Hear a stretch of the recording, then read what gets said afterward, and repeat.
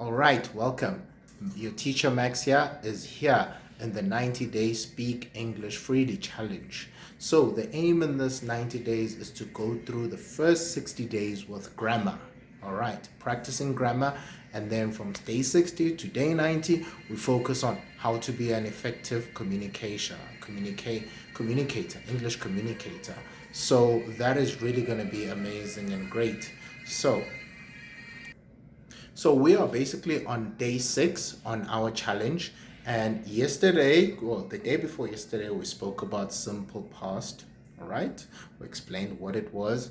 Yesterday, day 5, we spoke about the good uses, how to use the different types of verbs to use in a simple verb tense. All right. So today we're going to look at 3 common mistakes that are made in simple past. All right, so we're going to just go really briefly on this one here. So the first biggest mistake that many people who are trying to learn how to speak English, what the main mistake is, they use something we call past continuous. All right, now we're going to cover later on what past continuous is, but the key factor about past continuous is that with each verb, it's got this portion here called ing. All right. So the first example, someone would say, I was jogging. All right. Okay. So remember, past simple is about an event that started and is finished. All right. When you're jogging, you're talking about something that's in progress. It's in progress. All right. Okay. So the correct way to correct this one here is, all right, I jogged yesterday. All right, that's how you correct it. The second example here is I was doing my homework. All right. Okay, that's still past continuous because it's in motion. It's moving. All right, it's in progress. Better way to say that with a past simple, you want to show that you started the homework and you finished it.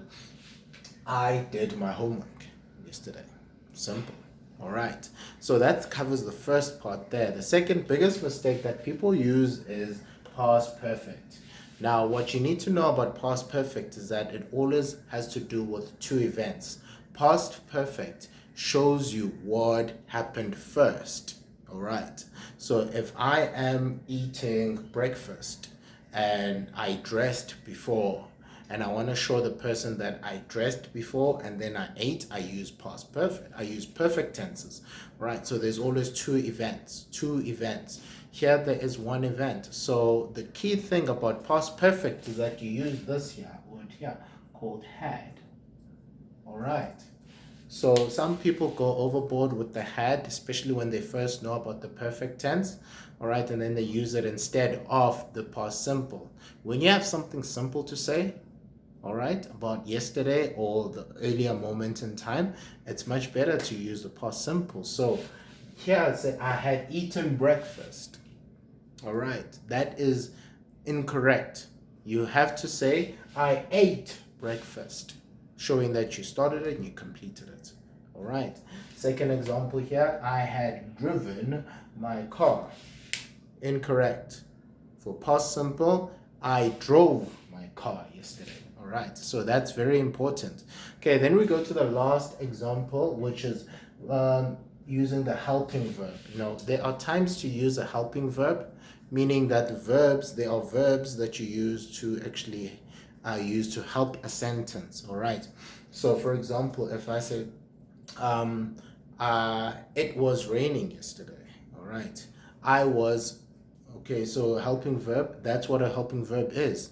But people overuse it. So the wrong way, what happens is that, and this is a common mistake that most people make, is that they say, I did exercise yesterday. All right, that's the common one. I just had a student right now, which I was actually just talking with. She made that mistake and said, did exercise. All right, it's much better to say, I exercised. All right, so don't overuse the helping verb. The second example, I was work in South Africa. Much better to say I worked in South Africa. So those are the three common pitfalls that people fall into, and I want you to be able to avoid them. The only way for you to do that is by practicing, learning what is right, learning what is wrong. It will take a little bit of study, but more of so 90% practice. All right.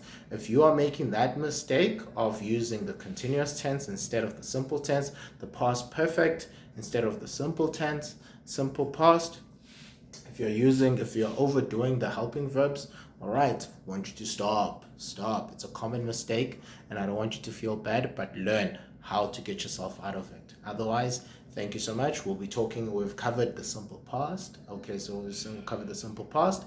Tomorrow, we're going to be talking about a different tense. I'm so excited. All right. I hope you have learned what a simple past is. Remember, we are building brick by brick. So it's really, really good that you lay the brick as perfectly as possible, because we are about to build a wall. The wall will be symbolizing you and your speech, where you are able to speak English freely and fluently. Otherwise, this is your teacher, Max. Thank you so much for joining today. Goodbye.